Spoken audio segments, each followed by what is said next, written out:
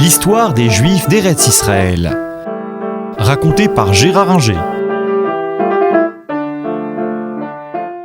Pour les Juifs de Palestine, le XVIe siècle est une période florissante. On a expliqué pourquoi lors de notre dernière conversation. L'arrivée des Ottomans assure la sécurité et la stabilité dans la région. Beaucoup de Juifs arrivent d'Espagne et du Portugal, et parmi eux, un certain nombre, pas la majorité, loin de là, mais un certain nombre s'installent en Eretz, aussi bien à Jérusalem que à Sfat. Alors pourquoi Sfat? Jérusalem, on comprend bien. Jérusalem, c'est naturellement la ville sainte. Les communications sont plus faciles sous l'Empire ottoman. Les Bédouins sont relayés dans le désert et les Juifs peuvent commercer aussi bien avec les autres villes de Palestine qu'avec le Caire ou Damas. Et donc, ils peuvent, à partir de là, vivre normalement, et on assiste à un renouveau intellectuel à Jérusalem avec des rabbins qui commentent le Talmud ou la Kabbale. Ce qui est plus surprenant, c'est qu'à côté de Jérusalem, on assiste au développement de Sfat, au nord de la Galilée, dans les montagnes. Pourquoi cette ville ? Pour plusieurs raisons. La première, c'est que le climat y est sain. La seconde, c'est que c'est une ville qui est au carrefour de grandes routes. Elle est sur la route entre Jérusalem et Damas, et entre la côte Akko et le lac de Tibériade. La troisième, c'est qu'on peut y cultiver l'agriculture et y travailler la laine, notamment la laine, et il y a des élevages de moutons, effectivement, de qualité dans la région. Beaucoup de Juifs s'installent dès lors à Sfat, et on assiste là à une véritable efflorescence, une véritable floraison intellectuelle de très haut niveau, avec des théologiens ou des kabbalistes. On peut en citer quelques-uns. Le premier, c'est Joseph Caro, qui est l'auteur du Shulchan Aruch, la table dressée, qui reste jusqu'à aujourd'hui le manuel pratique de la vie juive quotidienne, et qui est donc, comme je l'ai dit, utilisé encore aujourd'hui. On a Cordovero, qui est un juif venu d'Espagne par l'Italie, et qui est quelqu'un qui écrit le Pardes Rimonim, le Jardin des Grenades, qui est un très beau traité. Et puis il y a surtout, parmi bien d'autres, il y a surtout Isaac Luria. Isaac Luria, qui est un esprit fulgurant. Je ne vais pas vous faire un cours de Kabbale, car ça n'est pas ma spécialité. Mais on est frappé à la fois par les fulgurances de Joseph Luria, y compris peut-être dans le domaine physique, et la poésie de ses écrits.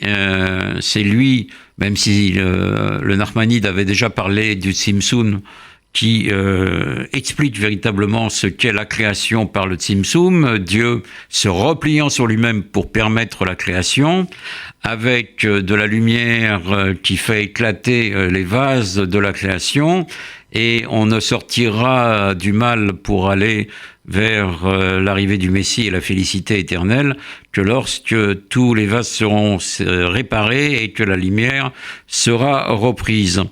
Il y a un côté poétique et en même temps quelque chose qui annonce le Big Bang chez Luria, qui fait que c'est de loin le plus grand kabbaliste de son temps et probablement de tous les temps. Mais il n'y a pas que Sfat et Jérusalem où la vie juive se développe. À Gaza, on a à peu près 20-25% de la population de la ville qui est juive durant le XVIe siècle ottoman.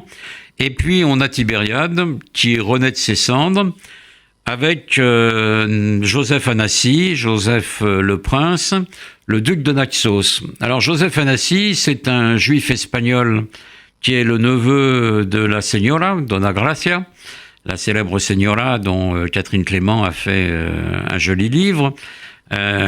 Señora qui est d'origine marane, donc, mais qui a quitté l'Espagne et qui se retourne au judaïsme dès qu'elle le peut en Italie, et puis qui va s'installer dans l'Empire ottoman, et son neveu, avec la permission de Soliman le Magnifique et de son successeur Sélim II, s'installe à Tibériade, rebâtit les murailles de la ville, développe la culture du verre à soie, mais là ça n'aura qu'un temps, ça ne sera pas vraiment une réussite, et appelle les Juifs à revenir à Tibériade. Il y a là un élan non seulement mystique et messianique, mais sioniste véritablement, et Joseph espère que les Juifs vont répondre à son appel, et il escompte sans doute recréer un État juif en Palestine. Mais ces illusions n'auront qu'un temps, d'une part parce que les Juifs ne répondent pas vraiment à son appel, même si quelques-uns viennent, et d'autre part parce qu'à un moment, il perd la faveur d'un sultan, et donc son rôle politique qui était fort avec Sélim II, dont il était un des favoris, son rôle politique disparaît, même si le successeur de Sélim II ne lui fait aucun mal, mais il lui retire toutes ses fonctions politiques, mais il lui laisse sa fortune et son titre de duc de Naxos. Tout cela fait que le XVIe siècle juif en Palestine est un siècle florissant. Le XVIIe qui va suivre sera une période beaucoup plus difficile, marquée certes par le messianisme, mais ce messianisme va échouer dans un empire ottoman qui commence déjà à décliner.